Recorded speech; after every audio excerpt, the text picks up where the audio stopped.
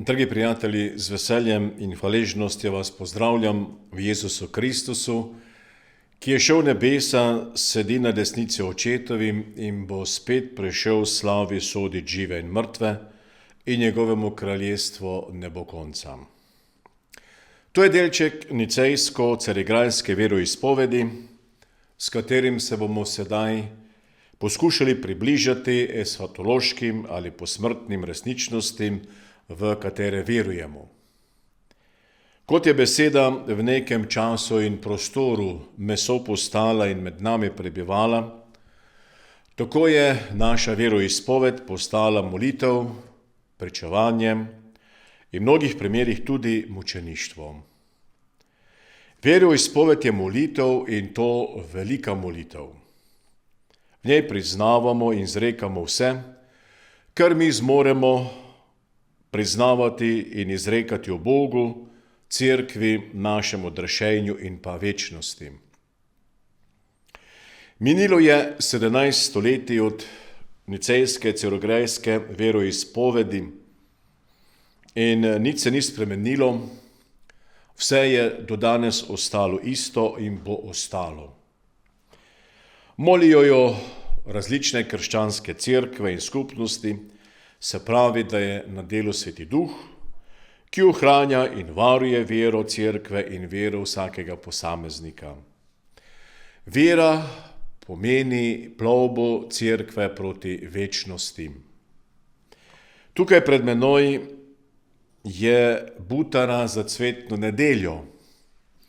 Danes so mi jo podarile sestre Klarise in je nenavadna, lepa butara, pomeni ladjo, na kateri sta dva škofa, in sicer nekdanji koprski in sedanji koprski, ki vodita to ladico cerkve med dva mogočna stebra, ki pomeni Evharistijo in pa Marijo. Material te ladice je doma na vrtu sester Klaris v Turnišču in pomeni njihovo spoštovanje do škofa tukajšnje krajevne cerkve.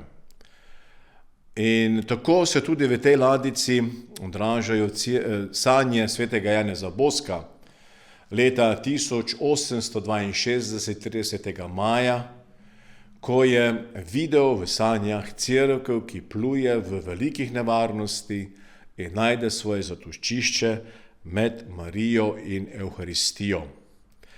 No in poskušamo tudi s tem simbolom sedaj začeti plovbo našega razmišljanja proti eshatologiji večnosti, in sicer in je šel v nebesa in sedi na desnici očetovi.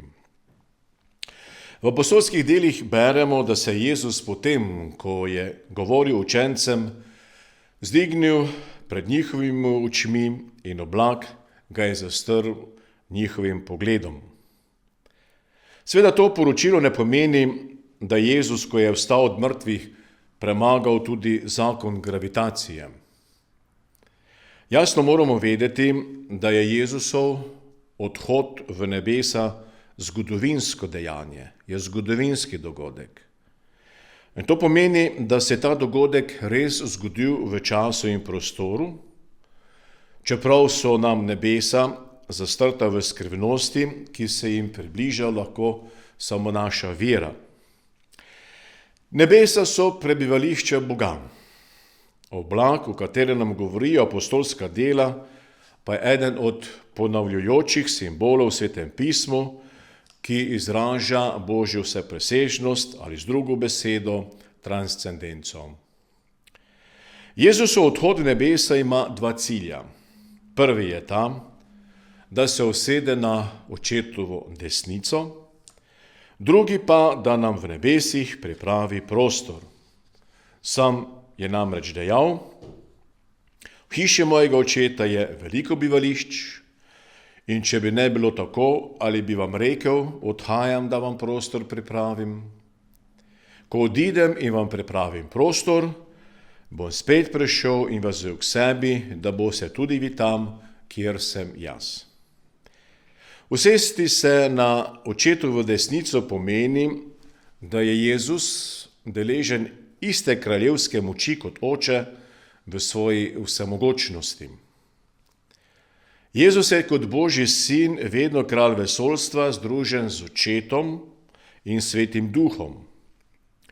Toda z nebohodom se zgodi nekaj novega in čudovitega.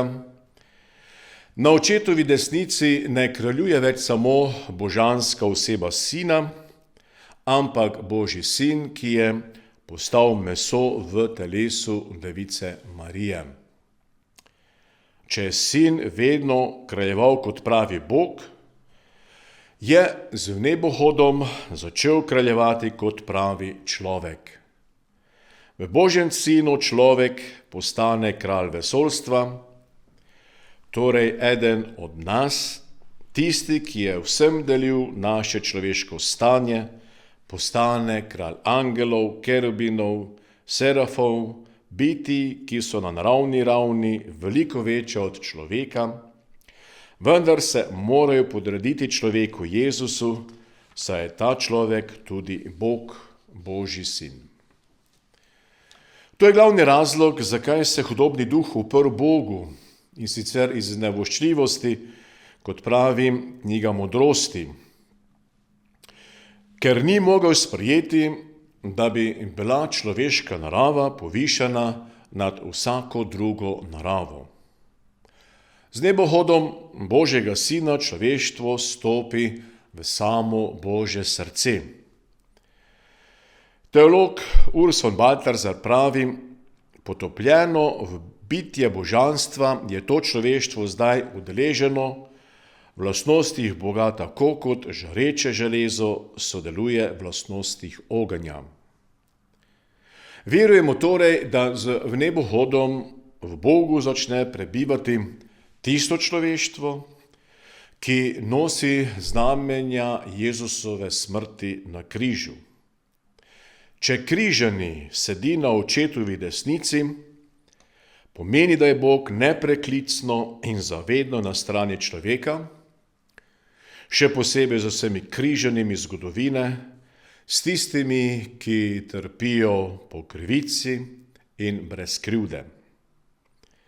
Boga si torej ne moremo več predstavljati le kot duhovno bitje, ločeno od človeka, od dneva nebohoda, pa tudi že prej z učlovečenjem sta Bog in človek neločljivo povezana v večnem objemu ljubezni. Jezusova človeška narava je tako rekoč prvi kos človeštva, ki je vstopil v Boga, in sledili mu bodo tisti, ki so Kristusovi, ob njegovem drugem prihodu, pravi apostol Pavel Korinčanom. No, izjema je tukaj devica Marija, ki je svojim poveličenim telesom že zeta v nebesa in ob sinu Jezusu sedi na očetovi desnici. Skrivnost nebohoda nam torej govori o nepredstavljivem dostojanstvu naše človeške narave. Jubilejno ali sveto leto je prav zaradi tega romanje upanja. Naš pogled je nenehno usmerjen v nebo, na očetovo desnico, in tam je naš cilj, tam je naša tolažba, tja gremo, in pri tem pa ne smemo zapasti v pasivnost, da bi samo gledali in čakali. V apostolskih delih beremo, in ko so po njegovem odhodu strmeli v nebo, glej, sta pri njih stala dva moža v belih oblačilih, ki sta rekla: Možje Galilejci, kaj stojite in gledate v nebo? Ta Jezus, ki je bil vzet od vas v nebo, bo prišel prav tako, kot ste ga vi videli iti v nebo. Tukaj lahko vidimo, da so bili učenci pograjani, kot da izgubljajo čas. To je graja, ki velja za kristjane vseh časov. Obstaja namreč pravilen ali kreposten način gledanja v nebo. Namreč gre za obračanje naših misli k večnostnim resničnostim. In apostol Pavel pravi, če se torej vstali s Kristusom Iščite to, kar je zgoraj, kjer je Kristus sedeč na Božji desnici. Mislite na to, kar je zgoraj, ne na to, kar je na zemlji. Tako zapiše v 3. poglavju Kološanom. Obstaja pa tudi napačen način gledanja v nebo, ki je tudi škodljiv za duhovno življenje. To pomeni, da za tiste, ki stalno gledajo v nebo, stvari tega sveta nimajo nobene ali pa zelo malo vrednosti. To se pogosto pojavlja tudi po naših vernih občestvih. Veliko je tukaj primerov, naj omenim nekatere, recimo zanemarjanje družine, dela in drugih dolžnosti zaradi duhovnih reči. Tako zapadem v nekakšen misticizem, ki nima nič opraviti s krščanstvom. Bolj ko so bili svetniki duhovni in predani molitvi, bolj so bili potopljeni v konkretno življenje. Pomislimo na Cirila in Metoda, na Emo Krško, svetega Frančiška Asiškega, Klaro Asiško, pa Janeza Boska, Ignacija Lojolskega, Vicencija Pavelskega, Frančiška Saleškega, mater Terezijo iz Kalkute, pa ne nazadnje tudi našega Antona Martina Slomška in Lojzeta Grozdeta in Trinske mučenke. Glejte, naše klerise pa karmeličanke in kortuzijani, ki živijo v strogi, osami ali klauzuri, niso izjema. Tudi njihove molitve imajo določen urnik, ki ne sme posegati v urnik dela na vrtu, v knjižnici ali v kuhinji.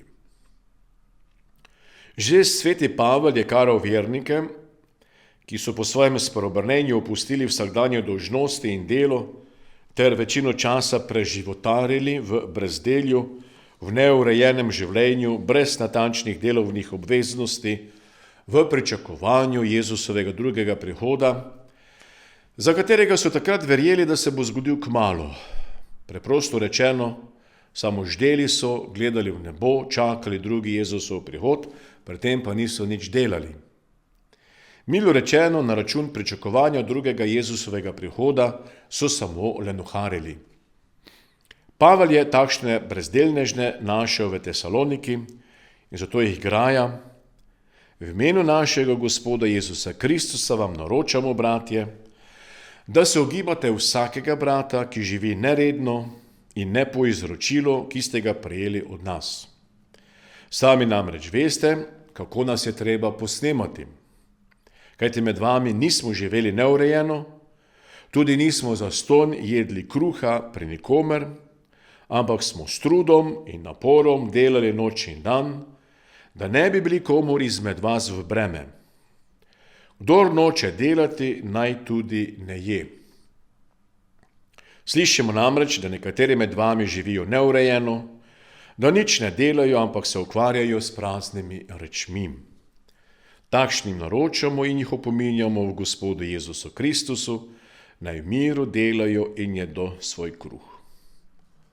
No, tukaj je potem tudi revolucionar Lenin vzel tako svoj rek, ali ga je posvojil, ali mogoče celo ukradel, ko je raztrosil med svoje revolucionarje: kdor ne dela, naj ne je. Ora et labora, moli in delaj, je starodavno navodilo svetega Benedikta. Skupno delo in molitev sta naš glavni način posvečevanja.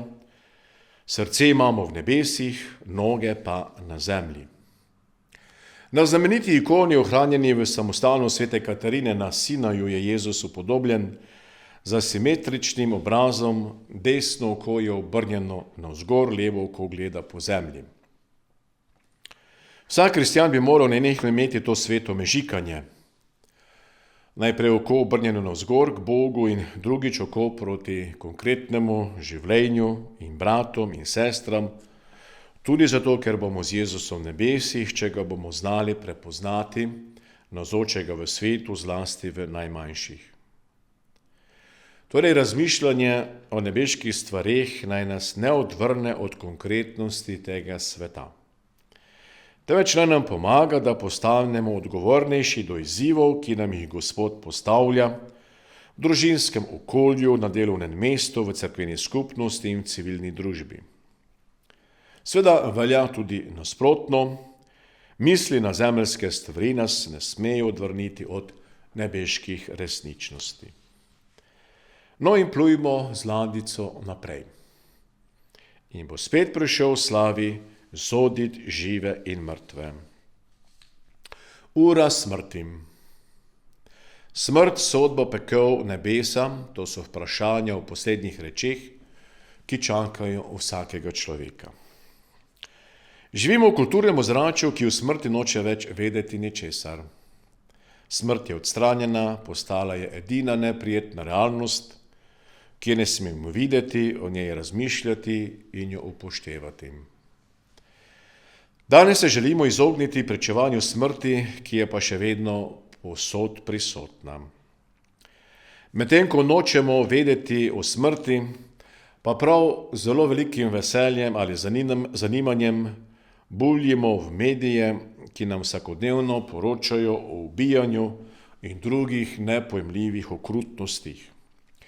Tukaj se obnašamo kot antični gledalci v arenah, ki uživajo, kako so se med seboj pobijali gladiatorji, sami pa pri tem nimamo nič razen, da navijamo za svoje stranke pri tem pobijanju. Nedaj so dvigovali ali spuščali palce v pomilostitev ali v obsodbo poraženca v areni, danes pa pritiskamo na pilota ali dlančnike, s tem pa nabijamo točke za zaslužek distributerjem krvavih novic.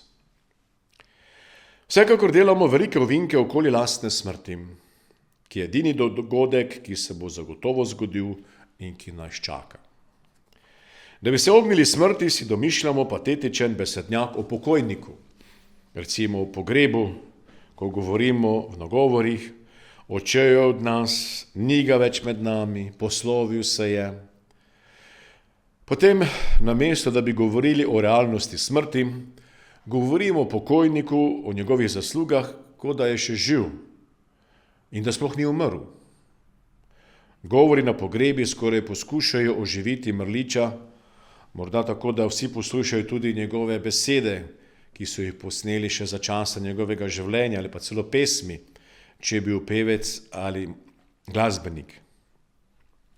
Tako se smrt izbriše iz naših življenj in iz perspektive, ki je tako nujna v iskanju smisla in smeri, kamor hodimo. Vendar pa smrt ima še zmeraj zadnjo besedo in vsem, kar je živo. Še naprej je zadnja ciljna črta, ki nas čaka. Je edina smer življenja, ki je ne moremo spremeniti, saj življenje gre vedno proti smrti. Hočeš, nočeš, vsi živimo za smrt. Za kristjana smrt ne more biti pasiven dogodek. Očetu v nebesih se smrtni uri zahvaljujemo za življenje, ki se mi izteka, in mu ga sedaj vračam kot mojo živo daritev. To je moje zadnje dejanje vere. Takrat bi moral duhovnik ali bližnji ob mirujočem moliti: odidi, pojdi k Bogu v miru, v imenu Očeta, ki te je ustvaril, v imenu Sina, ki te je odrešil, v imenu Svetega Duha, ki te je posvetil. Človeku, ki umira, je potrebno na primeren način reči, da umira. To je zelo občutljivo dejanje, vendar se ne sme izostati. Smrt je torej dejanje čaščenja Boga stvarnika, ki nas je ustvaril v življenju, ker nas ljubi, in v smrti se v tej ljubezni vračamo k njemu. Če umiram v tej veri, izpovedujem, da nisem lastnik svojega življenja, da ne odločam sam o sebi, da ne odločam o svojem koncu, ampak Bogu izročam svoj dih in svojega duha. Bog si ne želi naših muk ali našega trpljenja. Bogu se ni treba za ničesar odkupiti. On že ve, kako mu zadostiti za naše grehe. In naša skrb naj bo, da bi ljubili do konca življenja, kolikor je pač to v naši moči. Recimo sveti Filip Neri je svojim gojencem, fantom v oratoriju pred 500 leti dejal: bodite dobri, če lahko. Ne bodite nujno dobri, ampak bodite dobri, če lahko. Pri krstu smo bili potopljeni v Gospodovo smrt, da bi z njim vstali. In zato pred Bogom stojimo z našim novim telesom. Torej, za smrt se moramo nekako usposabljati. Smrti ni mogoče prikrajšati za umiranje in vsak od nas mora imeti pogum, da se reče, umrl bom. In ko dosežemo starost, moramo več razmišljati o smrti. Oziroma, tudi ko smo bolni, je treba tudi razmišljati o smrti. Pa celo, ko vstanem zjutraj ali grem zvečer spat, je treba pomisliti na smrt. Nihče od nas ne more napovedati lastne smrti, bodisi nenadne, bodisi dolgotrajne bolezni, bodisi v miru, brez hudega trpljenja ali pa v mukah, ko trpimo z bolečinami, ki jih medicina težko ublaži. Nihče od nas ne more vedeti, ali bo umrl v dvomu ali v veri. Ni naključje, da v najpreprostejši in tako čudoviti molitvi Zdrava Marija prosimo, prosi za nas grešnike zdaj in ob naši smrtni uri. Amen. Misel na nekoga, ki posreduje za nas v smrti kot mati in posreduje pri Kristusu, ki nam odpira vrata v večno življenje, je dobra vaja, da čutimo smrt kot sestro in hvalimo Boga za našo sestro telesno smrt. Ura sodbe. Smrt, sodba in končni izid, pekel ali nebesa, so resničnosti poslednjih reči, ki lahko zbudijo strah ali celo grozo. Svetniki so se zelo bali sodbe. Očitno se je sodbe bal tudi Michelangelo, ki jo je upodobil v Sistinski kapeli kot najbolj dramatično dogajanje človeštva in ima samo 2 izida. Blaženo ali blagodejno večnost in pa strohotno pogubljenje v peklu. V Michelangelovi dobi cerkev o tem ni molčala. Poslednje reči so bile v središču takratnih teoloških razmišljanj in oznanjevanja. Tudi jubilejna ali sveta leta so bila v znamenju velikih spokornih dejanj, ki so trkala na vrata Božjega usmiljenja. Huda zloraba odpustkov za denar kot milostnih pomoči pri reševanju duš pa je povzročila takrat tudi tevtonsko razpoko v edinosti cerkve. In v tej dramatičnih poslednjih esotoloških rečeh sedaj že zelo veliko let vlada velik molk, celo v sami cerkvi. To pa ima posledice. Vse bolj razširjeno verovanje v reinkarnacijo, namišljeni obstoj vesoljne zavesti v glavah velikanske mase ljudi, ki bi naj bila nekakšna potopljenost človeštva v božansko stvarstvo, ki pa je povsem neodvisno od Boga stvarnika. Seveda za vse to tukaj ni treba imeti etične odgovornosti, da bi pač lahko obstal pred vesoljno sodbo. Vendar pa je oznanjevanje sodbe nujni del evangelija, ki nikakor ni slaba novica, ampak je zelo dobra novica. In v to dobro novico spada odgovornost vsakega človeka, da sodbo priznava in se tudi na njo pripravi. Glede sodbe v nas je neko čudno protislovje. Veliko dogajanj ob epidemiji, vojnah, potresih, povodnih in podobnih rečeh pripisujemo že končni sodbi, ki pa se dogaja tukaj in sedaj. Katastrofe, ki jim botruje narava ali pa ljudje in smo jim sedaj priča, niso del končne sodbe. To so lahko dogodki, ki sicer govorijo o končni sodbi, nikakor pa niso končna sodba. Morali bi vedeti, da nas Bog ne kaznuje, dokler smo živi. Da bi se nam dobro išlo, bi bili prisiljeni ravnati po njegovi volji, brez svoje svobode, ki pripada našemu človeškemu dostojanstvu. Resnica pa je to, da smo mi tisti, ki tu in zdaj žanjemo sadove svojega dela. Bog nam postavlja pot dobrega in pot zla. V Mojzesovi knjigi lahko o tem beremo. In če stopimo na pot zla, naletimo na zlo, na smrt. To še posebej velja za vojne in vse oblike nasilja. Ni Bog kreator sedanjega zla, ampak so to povsem konkretni ljudje. Bog si pridružuje pravico, da posreduje na sodni dan in za zdaj ostaja v potrpežljivosti, ker čaka na naše spreobrnenje. Tem govori Peter v svojem drugem pismu. Na koncu zgodovine torej prihaja Gospodov dan. Torej sam Gospod bo prišel in bo sodil, razločeval, kaj smo storili, ali smo poslušali njegovo besedo, ali ji nasprotovali do te mere, da jo zavračamo. Od Boga prihaja sodba. Enega poniža, drugega poviša, pravi Psalm 75. Ko je vstal Bog, da bi razsodil, da bi rešil vse ponižne na zemlji, Psalm 76. Dvigni se v Bog in sodi zemljo, kajti ti imaš lasti vse narode, Psalm 82. Glejte, sodba je nujno potrebna, da ima zgodovina potem smisel in da naše dejanja najdejo svojo objektivno resnico pred Bogom, ki hoče ponovno spostaviti pravičnost. Kakšen pomen bi imelo sicer vsako naše življenje in tudi zgodovina, če bi vsi, tako sužnji, ki so umirali zatirani in brez dostojanstva, kot tudi bogatini, ki so zatirali revne, imeli enak konec in enako plačilo. Ker obstaja in živi Bog, obstaja in živi tudi sodnik, ki hoče dokončno ponovno vzpostavitev pravičnosti, zmago dobrega nad zlim, življenja nad smrtjo. In ta vizija sodbe je povzeta v psalmu: pri Bogu je moč, pri Gospodu je dobrota, gotovo boš povrnil vsakemu po njegovem delu. Psalm 62.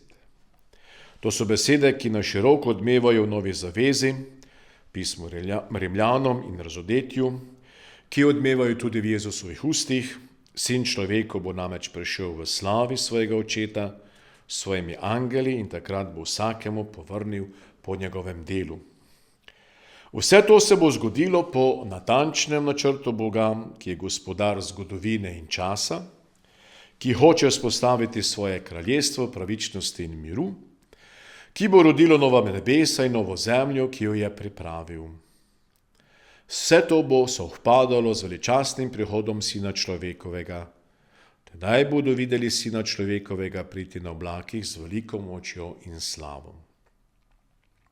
Obenem pa Jezus kot Sin človekov priznava svojo nevednost glede točne ure sodnega dne, ko pravi v Markovem evangeliju: za tisti dan ali uro pa ne ve nihče, ne angeli v nebesih, ne Sin, ampak samo Oče.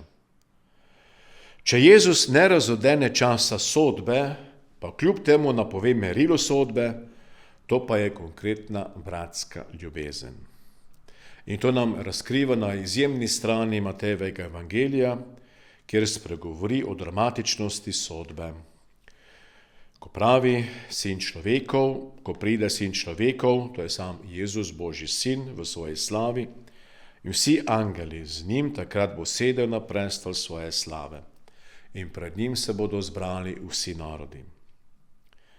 Jezus pravi, da bo Sin človekov ločil ljudi med seboj, kakor pastir loči ovce od kozlov, in bo postavil ovce na svojo desnico in kozle na levico.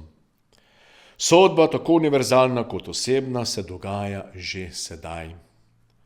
Takrat od koncu časov pa bo predstavljena le še dokončna obsodba, kajti naše življenje tukaj in zdaj je že zdaj kraj posebnega sojenja. In da bi v nas prebudil to zavest, Jezus opisuje dvojni dialog med kraljem, ki je Sin človekov, in tistimi, ki so na njegovi desnici in oziroma na njegovi levici. Prvemu krogu, ki je opredeljen kot blagoslovljen od očeta, daje kraljestvo dediščino, rekoč: lačen sem bil in ste mi dali jesti, žejen sem bil in ste mi dali piti, tujec sem bil in ste me sprejeli, nag in ste me oblekli, bolan sem bil in ste me obiskali, vječi sem bil in ste prišli k meni. Ubogi, ki nimajo najpotrebnejšega za dostojno življenje, so vidno znamenje Jezusa Kristusa, ker se Božji sin hotel poistovetiti z njimi, torej kdor služi ubogemu, služi Kristusu, če se tega zaveda ali pa ne. Poslednji dan bomo vsi, kristjani in nekristjani, sojeni samo po ljubezni. Od nas se bo zahteval obračun za služenje našim bratom in sestram, za ljubezen do najbolj potrebnih, do zadnjih, do vsem, kim je bilo življenje zelo težko. In tako bo sodba razkrila globoko resnico našega vsakdanjega življenja. Torej o sodbi odločamo tukaj in zdaj. Sodni dan, pravi apostol Janez, je dan, v katerega imamo zaupanje. Kajti Bog je večji od našega srca in pozna vse, tudi če nas naše srce obsoja. Apostol Pavel nas sveri, vsi delamo s strahom in trepetom za svoje zveličanje v pismu Filipljanom. Vendar pa nam vse milost dovoljuje upati in se z zaupanjem bližati sodniku, ki ga poznamo kot svojega zagovornika, tako pravi Janez v svojem prvem pismu. Pekel. Pekel ogenj naše svobode. Pekel je zajela tišina. O njem se skorajda več ne govori in ne sliši nič niti po naših cerkvah. Kot da pekel dela Bogu sramoto. Mnogim kristjanom večni pekel oblikuje podobo perverznega, maščevalnega in celo sadističnega Boga. Za nekristjane pa se pekel zdi kot večni Dachau, Auschwitz, torej nekaj, kar si lahko izmisli največja hudobija. Celo Terezija, deteta Jezusa, je čutila veliko zadržanosti glede večnostni kazni in mnogih duhovni može in žene so izjavili, da ne morejo razumeti združljivosti kraja večnih muk z dobroto Boga, ki hoče, da bi se vsi ljudje zveličali in prišli do spoznanja resnice, kot pravi Pavel v prvem pismu Timoteju. Stara zaveza ne govori o peklu, kot ga razumemo mi, ampak o Šeulu, o podzemlju, razumljenem kot kraju, kjer so zbrani mrtvi, s katerem ni mogoče komunicirati z Bogom in odkoder se ni mogoče vrniti. Povračilo pravičnim in krivičnim daje Bog že v tem življenju. Kot pojejo tudi nekateri psalmi, naprimer psalm 32, veliko bolečin doleti krivičnika, kdor pa zaupa v Gospoda, ga obdaja z dobroto. Storiti zlo pomeni storiti v gorečo peč. Daniel, 3. poglavje, kjer bo jok in škripanje z zobmi, Matej, 13. poglavje. Pomeni pogrezniti se v Geheno, Marko, 9. poglavje in Matej, 18. poglavje. Torej Jezus je tukaj privzame prispodobo smetišča mesta Jeruzalem in pomeni končati v peklu, kjer je žeja zaradi plamenov. Predvsem pa nam knjiga Razodetje na koncu Nove zaveze ponuja peklenske podobe, ognjeno jezero, v katerega bosta vržena smrt in pekel in kamor bi lahko bil vržen vsak, in kamor bo lahko vržen vsak, ki ni zapisan v knjigo življenja. In druga smrt, ki je dokončna smrt. Seveda, dragi bratje in sestre, to so hude, krute podobe. Tudi kako drugače opisati izid poti, ki je izbrala smrt, nasilje, arogantnost in nikoli ni priznala življenja drugih, nikoli uvidevnosti in usmiljenja do revnih in ubogih, nikoli ni priznala človeškega bratstva. Seveda so to prispodobe, ki pa nam govorijo o grozoviti možnosti večne smrti in ločitve od Boga. Pekel torej ne označuje kraja, ampak stanje, v katerega lahko padejo tisti, ki so se svobodno in dokončno odločili za vse, kar je v nasprotju z Božjo voljo in posledično tudi z vsako potjo učlovečenja. Pekel si ponavadi predstavljamo kot prostor, vendar je to ne kraj, ne bit, ne čas. To je absolutna zgrešenost v večni neskončni ločenosti od Boga. Preprosto rečeno, pekel je dobesedno abortus ali splav človeškega bitja v vsej njegovi razsežnosti, telesni, duševni in duhovni. To je globalni in dokončni propad, iz katerega se ni mogoče na novo sestaviti ali oživeti. Bog pa vendarle hoče, da se vsi rešijo. Njegov sin Jezus je prišel na svet zaradi grešnikov, ne zaradi pravičnih. To, ko poudarja v Markovem evangeliju in pa tudi v apostol Pavel v prvem pismu Timoteju. V okrožnici Rešeni v upanju papež Benedikt XVI uči, da je človekova odločitev, ki se je oblikovala v teku celotnega življenja, z smrtjo končana. Lahko so ljudje, ki so v sebi popolnoma uničili voljo do resnice in pripravljenost za ljubezen. Ljudje, v katerih je vse postalo laž. Ljudje, ki so živeli za sovraštvo in v sebi teptali ljubezen. To je strašna misel, toda marsikateri liki nam prav v naši zgodovini dajejo na grozljiv način spoznati takšne človeške podobe. Na takšnih ljudeh naj ne bi bilo ničesar več mogoče ozdraviti, uničenje dobrega naj bi bilo nepreklicno in to označujemo z besedo pekel. Edith Stein je v peklu Auschwitza leta 1942 zapisala: vsak človek sam mora odločati o svoji usodi. Bog sam se ustavi pred skrivnostjo svobode vsakega človeka. Glejte, pekla v veroizpovedi ni. Tam ga ne najdemo. Tako kot tam tudi ni hudobnega duha. Tudi zato, ker je vsak izmed nas okusi tam, kjer je zlo. Ni v skladu s krščansko vero trditi, da pekla ni ali da je pekel prazen. Samo molimo in upamo lahko, da bomo vsi rešeni in varovani pekla, da molimo tudi za najhujše zločince, da bi ohranili vsaj delček, torej iskrico človečnosti, ki je sposobna sprejeti tisti zadnji božji klic k obžalovanju in spreobrnenju. Cerkev si upa razglasiti svetnike, torej trditi, da so nekateri kristjani pri Bogu, v blaženem občestvu z njim, nikoli pa se ni upala trditi, da je nekdo v peklu in da je ubežal z usmiljanju ljubezni našega Gospoda Jezusa Kristusa. Sveti škof Frančišek Saleški je veliko duševno trpel, ker je bil prepričan, da se bo pogubil v peklu. Ko ni več zdržal duševnih bolečin, je pričel moliti: Dobri Bog, čeprav se bom pogubil v peklu, mi daj vso to milost, da te bom tudi tam ljubil. V tej molitvi so ga duševne muke zapustile in je našel svoj mir. Plujemo naprej in njegovemu kraljestvu ne bo konca. Nebesa so velika resničnost. V naših negotovih časih se nam mnogo reči izmika z rok. Težko bi vedeli, koliko časa bomo še živeli v miru, brez vojne.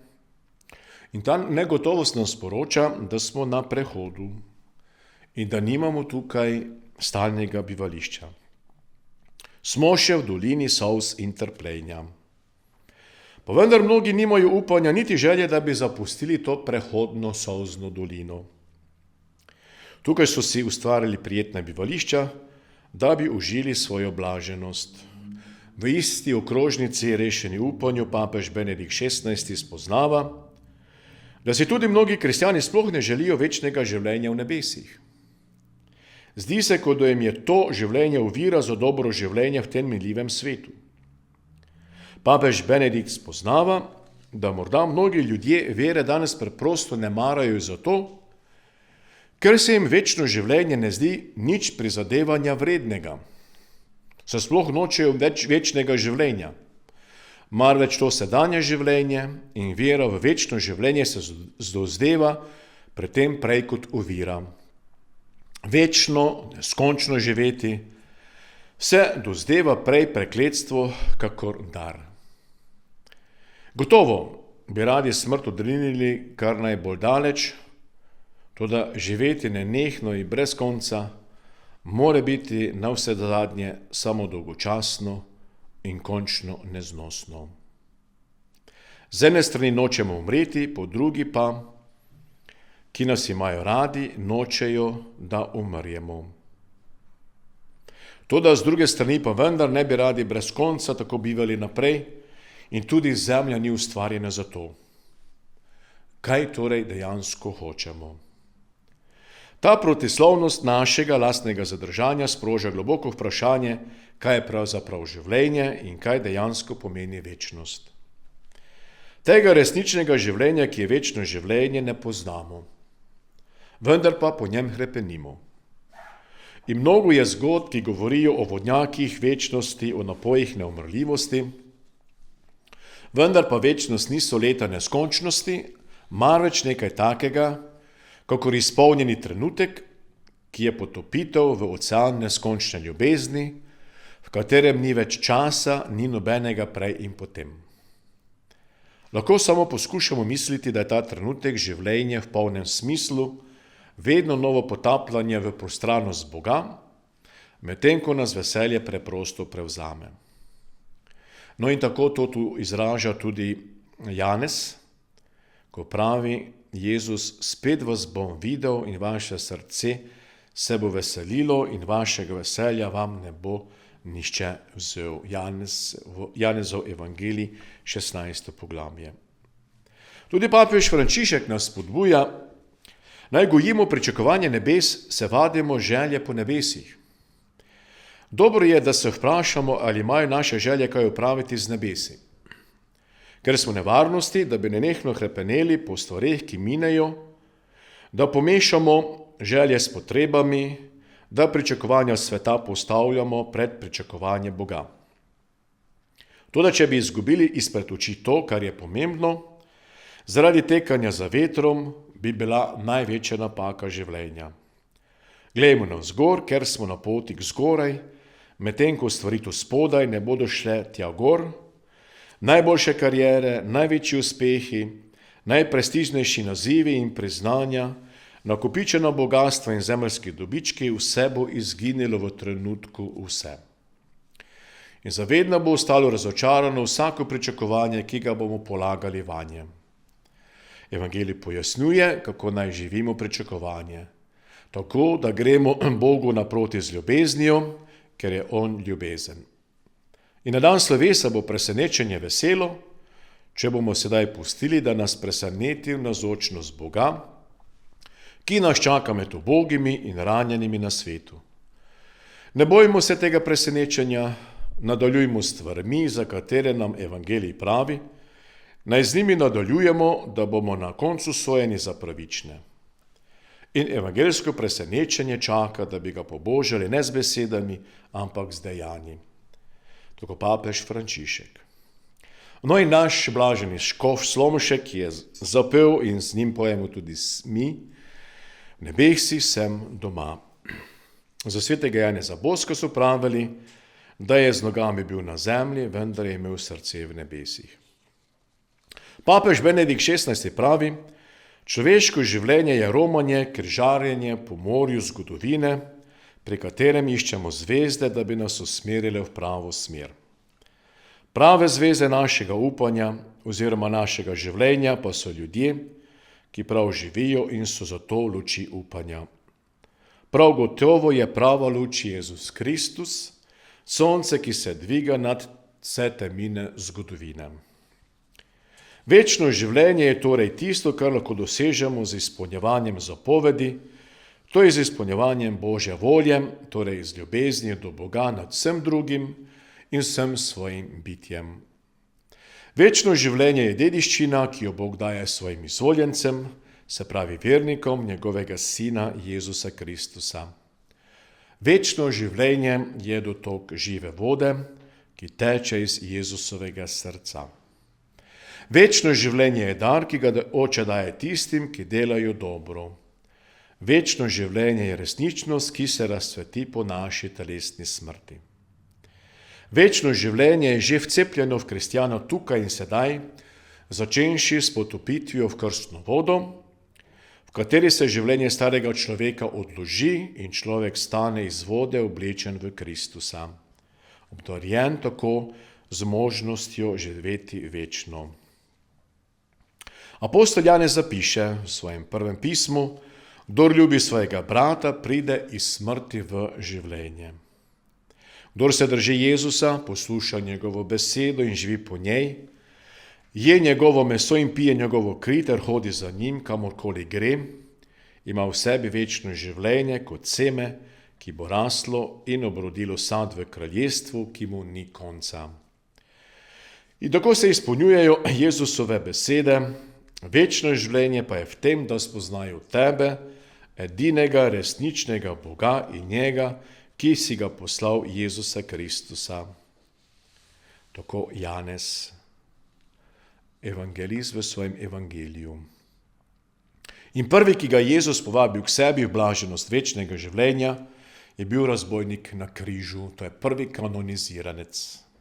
Resnično povem ti, danes bo z menoj v raju. Tako Luka v 23. poglavju. To je, danes bo z menoj, poleg mene, in zato boš tudi ti v Bogu, v tistem kraljestvu, kjer je večno življenje. Jezus nam na zelo človeški način predstavi svoje večno kraljestvo. Te podobe so univerzalno človeške, recimo pogostitev z izvrstno hrano in vinom, pa poroka, ki je vedno globoko občestvo celotne človeške osebe z drugo ljubljeno človeško osebo. Potem že Izaija govori o miru med narodi in izgonotjem vojn, pa o tem harmonija med živalmi ter med ljudmi in zvermi. Potem Sveto pismo navaja tudi igre, ko se igra dojenček s stropeno kačo. Potem razodetje nam govori o plesu, praznovanju novega stvarjenja, v katerem nova nebesa in nova zemlja dvigata hvalo Bogu. Torej, nemenljivo kraljestvo je vesoljna hvalnica, v kateri vsa bitja izražajo svoj amen, svoj da Bogu. In kako naj oznanjam resničnost nemenljivega kraljestva? Knjiga Razodetja na koncu Svetega pisma večkrat napove prerokbo o tem kraljestvu, zato govori o jagnjetu, ki je bilo zaklano, pa sedaj stoji in zmaguje, in okoli njega vsi zveličani sodelujejo pri nebeškem bogoslužju, ki je zelo dinamično in daje hvalo in čast trojedinemu Bogu.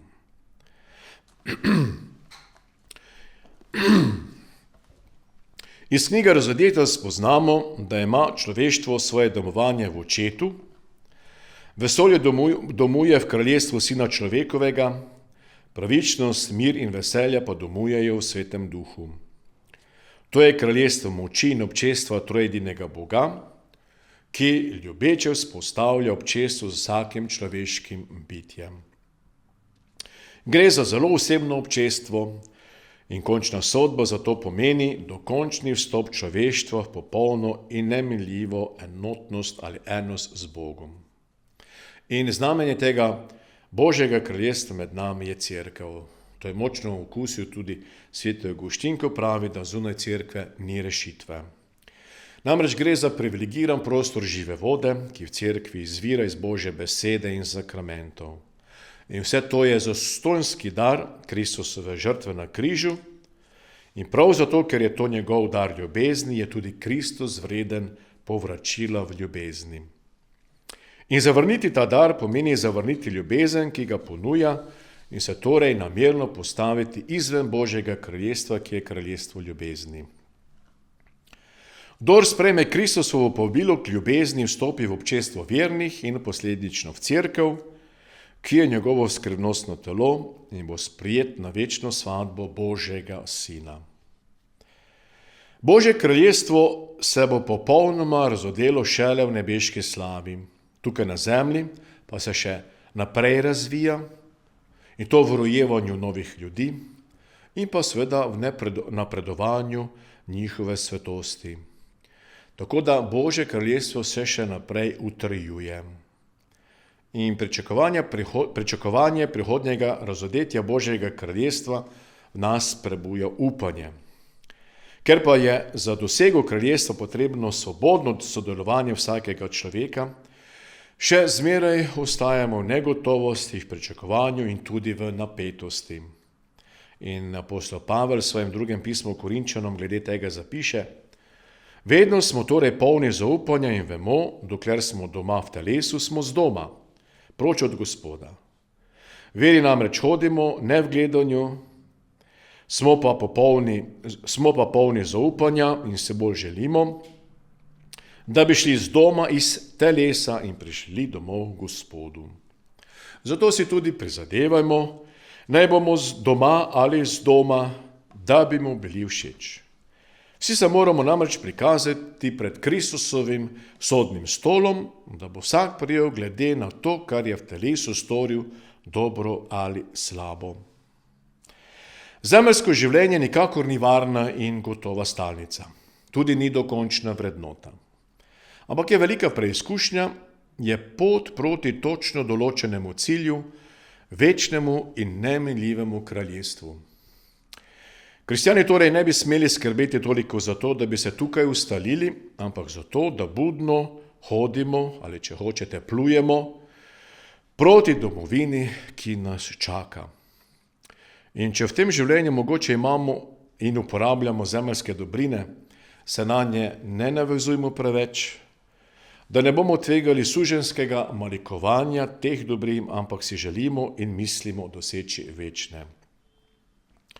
In če se je za dosego našega cilja treba odpovedati zemeljskim vrednotam, se jim odpovejmo brez prevelike nostalgije, kajti vedno se spomnimo, da je nebeško kraljestvo podobno trgovcu, ki išče lepe bisere.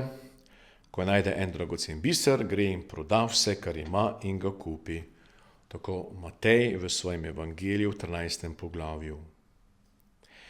Mati Marija naj hodi z nami do nebeškega kraljestva zdaj in ob naši smrtni uri. Amen.